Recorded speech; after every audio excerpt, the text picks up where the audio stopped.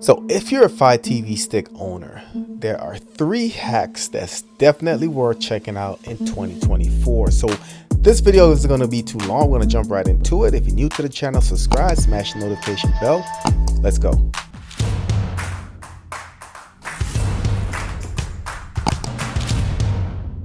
So the first one is going to be your Fire TV application. A lot of people don't know about it. A lot of people don't use it, but this is something that I find that's very valuable. And I've used similar apps on the NVIDIA Shield and it works really well. So what this allows you to do is essentially connect your phone to your Fire TV device. And with this connection, you can now use it to navigate, you can use it to launch applications. And it's just a really cool thing to do, especially if you don't want to use the remote or you don't know where the remote is. So to connect to the app, just make sure you're on the same Wi-Fi network.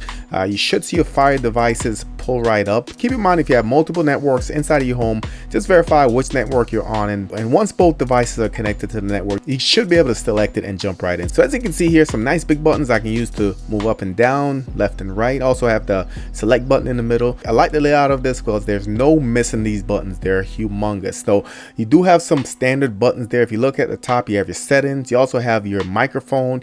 You also have a keyboard, guys. And where the keyboard comes in handy is if you go to somewhere, let's say for instance, you go to the app store to search for a particular app, you can just use the keyboard on your phone. That way you can easily type where you need to without any issues. So up top, you also have some applications. Now these apps, guys, are apps that's either on your Fire device that's currently installed or apps that's in the cloud that you have installed before. So from here, you can instantly launch applications. If it's an app that's in the cloud, you can launch it, then install it, whatever you need to do, but just makes it easier to get to your applications and launch them from your phone. Now at the bottom of the screen, you're going to have your back, your home, as well as your menu button, which functions just like the remote does. But also if you swipe up, you have a couple more buttons to work with. So you can see if you swipe up, you have the rewind, you have the play pause, and you also have the fast forward button, which I like how they actually hit it at the bottom, not to clunk up the interface. Now at the top, you're going to have your dedicated voice controller, your voice button. All you got to do is drag it down, then you should be able to interact using the voice controls. What's the weather like in Oklahoma City?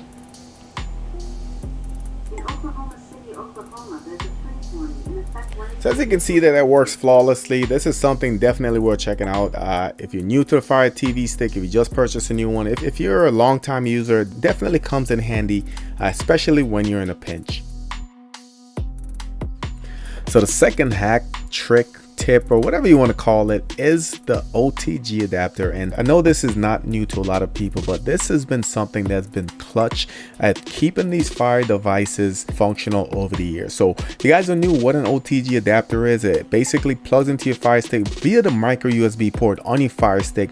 And on the adapter itself, it will have 2 ports. It will have one that will essentially replace it as your power plug, and the second port becomes a USB port. Now with this USB port, you can do a lot of different things. If you have a dongle for a keyboard and mouse, you can go ahead and add that.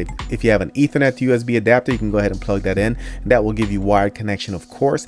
And also, if you have portable storage, if you have a USB drive, if you have a hard drive that you want to add to your Fire stick to give it more storage, this is probably the most commonly used purpose for this OTG adapter. So we have 2 here that we're looking at. One is a smaller form factor, the other one gives it more flexibility. Also there's a third one that gives you multiple USB ports that I have used over the years that works really well. So what I'll do is link those in the description. But like I said, if you own a Fire TV, if you own a Fire TV stick, Fire TV Cube, an OTG adapter is definitely necessary in my opinion.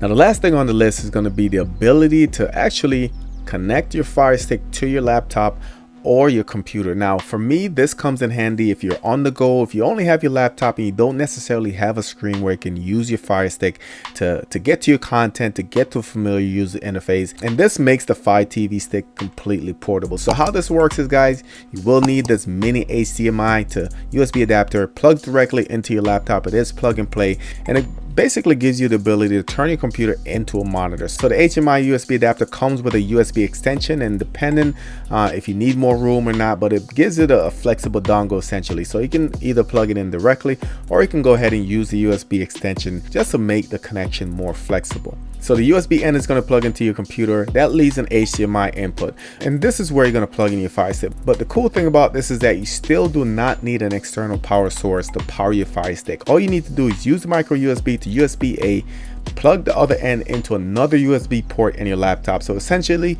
you're getting the power from a laptop to your Fire device, and the HDMI adapter becomes the input for your Fire device. So plug it in like this, open OBS, add the source, put a full screen, and you're all set. So not going to get into super details of how to configure the software. I did a full video on this, and I'll go ahead and link that in the top right, also the description. This works really well. The latency is not that bad.